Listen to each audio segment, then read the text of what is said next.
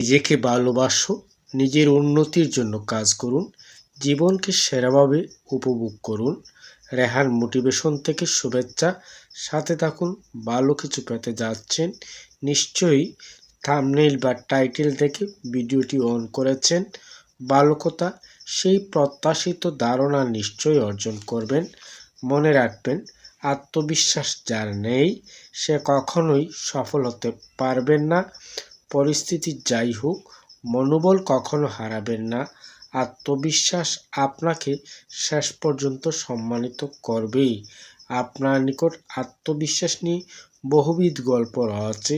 সেই গল্পের সমৃদ্ধির জন্য আজ আত্মবিশ্বাস নিয়ে ছোট্ট গল্প শুনি। তাহলে সেই বিশ্বস্ত মহান প্রেরণা গল্পটির মধ্যে একদা সুন্দর কর্মপেশায় নিয়োজিতদের নিয়ে অফিসের বস একটি সেমিনার ডাকলেন।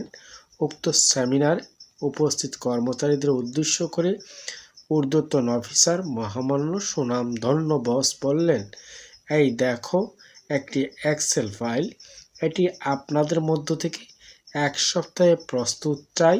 এও বলেন যে এটি প্রস্তুত করবেন তাকে পুরস্কৃত করা হবে। ফাইলটি অতি বড় ছিল। অনেকক্ষণ পরে কেউ সহমত পোষণ করেন নাই।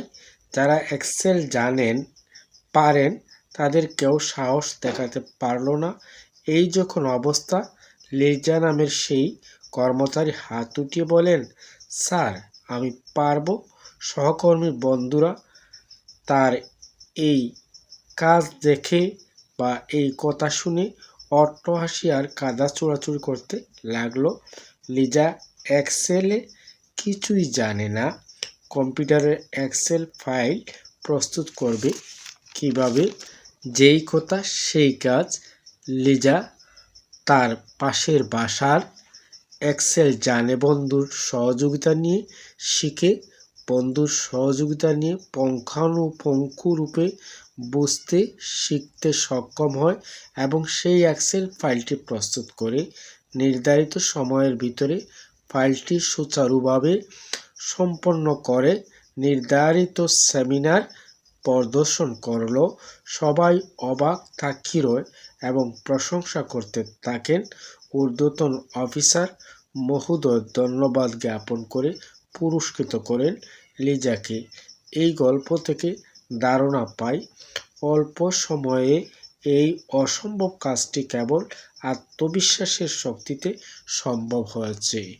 তাহলে আমরা জেনে গেলাম যে আত্মবিশ্বাস মানুষকে প্রেরণা দেয়, শক্তি দেয়, সাহস যোগায়।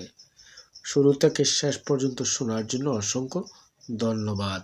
নতুন কিছু পেতে ভিডিওতে লাইক করে সাবস্ক্রাইব করে প্রেরণা দিন। উন্নত ব্যবহার আর আত্মবিশ্বাস দিয়েই থাকবে।